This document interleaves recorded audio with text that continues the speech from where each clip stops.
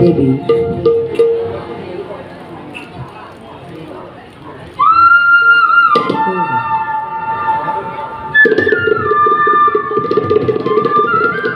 দেবী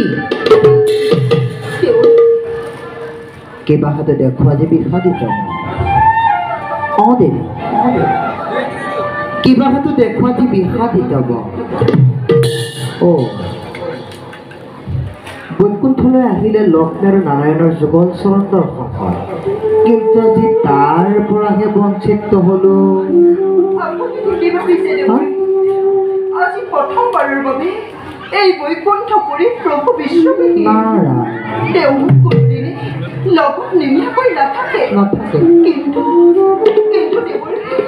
আজি তাৰ হল দেৱী মহাপ্ৰলয়। আৰু কিছুদিনতে দেখিবা এই পৃথিৱী একেবাৰে মহাপ্ৰলয়ত পৰি পানীৰ তলতেই তুমি পৰিব। চাৰিওফালে কেৱল পানী পানী পানীহে পানী থাকে। চাৰিওফালে কেৱল পানী দেৱী কটাৰী কৰি মইচোন এই বিষয়ে একো গমকে নাপাওঁ। আপুনি বাৰু লগ পাইছে নেকি? গমকে নোপোৱা?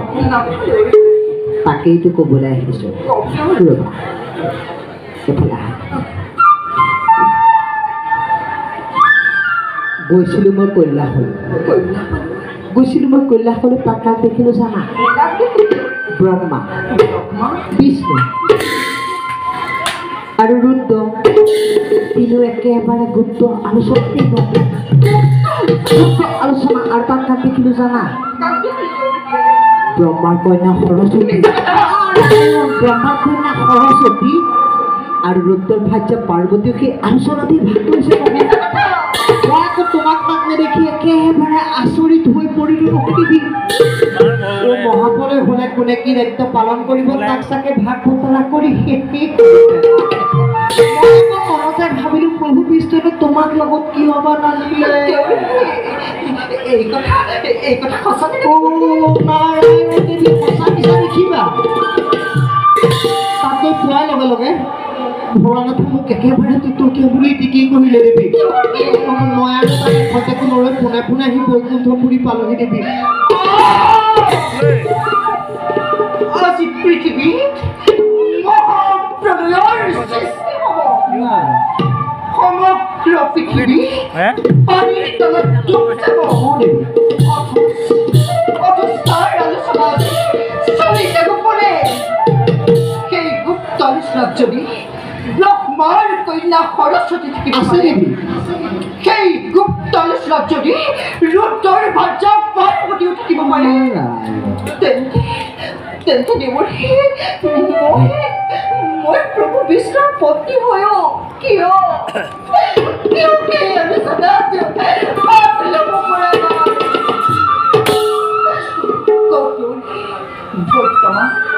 বৰ্তমান মোৰ কৰ্তব্য কি? মই ভীষণভাৱে অপমানিত। ধৈৰ্য ধৰা, অধৈৰ্য নহ'বা। তাতোতকৈ ডাঙৰ কথাটো তুমি নাজানাই। তাতোতকৈ ডাঙৰ কথা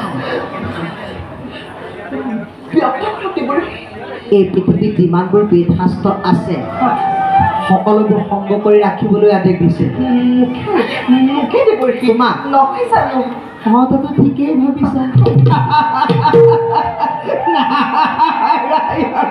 যিমানবোৰ বেদ শাস্ত্ৰ আছে সকলো দায়িত্ব তোমাকে অৰ্পণ কৰিছে, কিন্তু নহয় সৰস্বতী আৰু যিমানবোৰ জীৱ জন্তু আছে সকলোবোৰ সংগ কৰি ৰাখিবলৈ দিলে। প্ৰভু বিষ্ণুৱে নিশ্চয় মোকে কৰিছে আৰু তোমাক মই নিশ্চয় যাব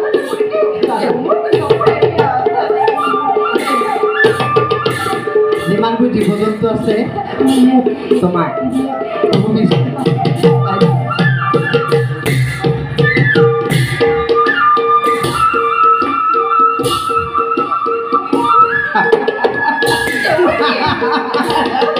যিমানবোৰ জীৱ জন্তু আছে সকলোবোৰ পাৰ্বতী তুমি তো নাজানা দেৱী এইবোৰ উদঘাটন কৰি ফুৰাৰ বাবে সকলোৱে মোক টুটুকিয়াত